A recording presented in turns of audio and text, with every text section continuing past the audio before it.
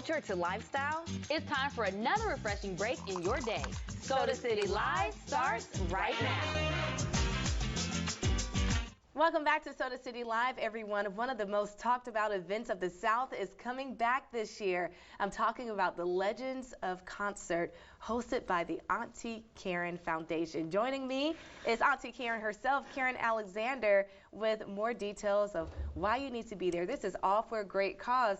Thank you so much for coming back to the show. Well, it's always my pleasure to come and spend time with you. And this is a big year for the concert. Yes, this is our 20th. Woo!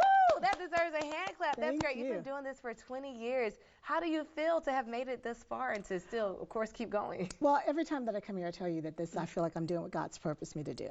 So this year, our theme is a testament to our faith. Yeah. And as we were looking for artists, my booking agent called and said, "You won't believe it.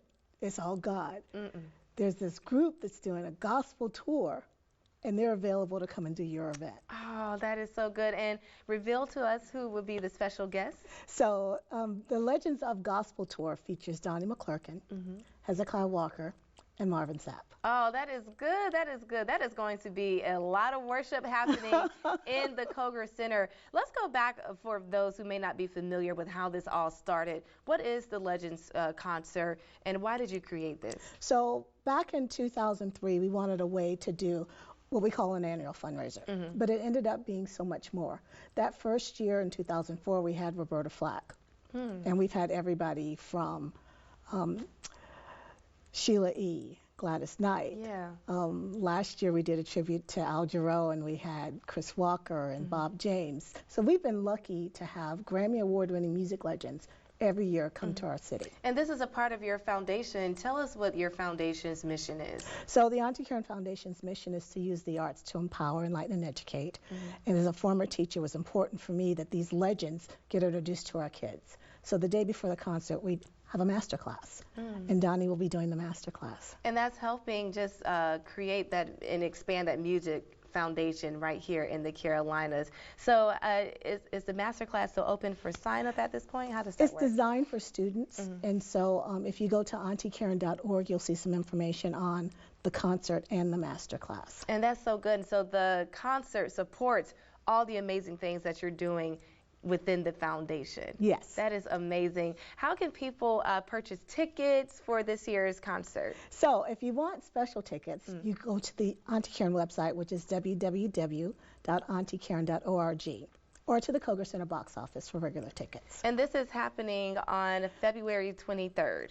February 23rd, 2024, at the Koger Center. And this year, so while you're celebrating 20 years of the concert, you're celebrating 22 years of your foundation. We just had our previous segment where we talked to an educator. You said you're a former teacher as well. Correct. At what point did you decide that you too needed to get out the classroom and kind of use your gift to help our youngins in a different way? So I left the classroom back in, believe it or not, 1991. Wow. And worked for a company called Xerox. And it was during my time at Xerox, I was asking God for purpose and direction, and literally stepped out on faith. And this evolved from that.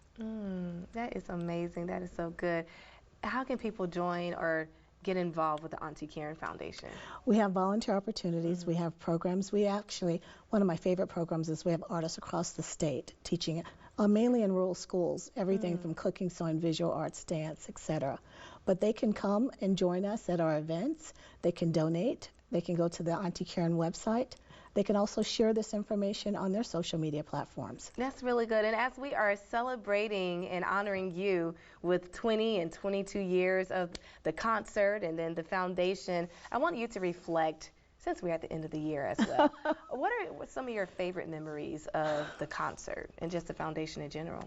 So I would have to say that the first concert, it snowed. And we were almost in a pickle because the drummer got stuck in Atlanta. Oh, wow. And so we just happened to have a young man who was visiting West Cleveland. He played the drum, he did sound. He did the sound check for Roberta Flack.